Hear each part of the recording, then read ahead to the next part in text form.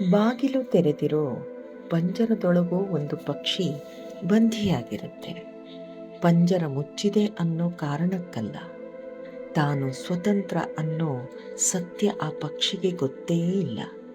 ನಾವು ಕೂಡ ಹಾಗೆ, ಜಗತ್ತು ನಮ್ಮನ್ನು ಕಟ್ಟಿ ಹಾಕಿದೆ ಅಂತ ನಂಬಿದ್ದೀವಿ. ಆದರೆ ನಿಜವಾಗಿ ಬಂಧನ ಇಲ್ಲ. ನಾವು ಜಗತ್ತಿಗೆ ಸಂಪರ್ಕ ಪಡೆಯೋದು ಮನಸ್ಸಿನ ಮೂಲಕ ಮಾತ್ರ. ಸಂಬಂಧಗಳು, ಆಸ್ತಿ, ಹೆಸರು, ಪ್ರಸಿದ್ಧಿ, ನಮ್ಮ ಗುರುತು, ಭಯ, ಇಷ್ಟ, ಕಷ್ಟ ಇವೆಲ್ಲ ದೇಹಕ್ಕೆ ಸೇರಿದ್ದಲ್ಲ, ಮನಸ್ಸಿಗೆ ಸೇರಿದ್ದು.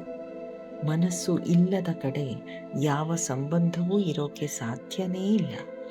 ಇದನ್ನು ಅರ್ಥ ಮಾಡ್ಕೊಳ್ಳೋಕ್ಕೆ ಒಂದು ಸತ್ತ ದೇಹವನ್ನೇ ನೋಡಿದರೆ ಗೊತ್ತಾಗತ್ತೆ.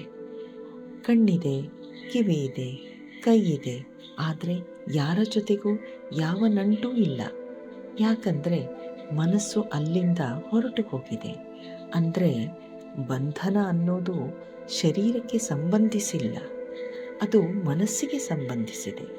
ಆಲೋಚನೆ, ಆಸೆ, ನಿರೀಕ್ಷೆ, ಭಯ, ನೆನಪುಗಳಿಂದ ತುಂಬಿರೋ ಮನಸ್ಸನ್ನು ಅಶುದ್ಧ ಆತ್ಮ ಅಂತ ಕರಿತೀವಿ. ಅದೇ ಮನಸ್ಸು ಎಲ್ಲದರಿಂದಲೂ ಖಾಲಿ ಆದಾಗ ಅದು ಶುದ್ಧ ಆತ್ಮ ಆಗುತ್ತೆ. ಈ ಶುದ್ಧ ಆತ್ಮಕ್ಕೆ ಯಾವುದೇ ಬಂಧನವಿಲ್ಲ, ಯಾವುದನ್ನೂ ಬಯಸಲ್ಲ, ಯಾವುದಕ್ಕೂ ಹೆದರಲ್ಲ. ಅದು ಇರುತ್ತೆ ಅಷ್ಟೆ.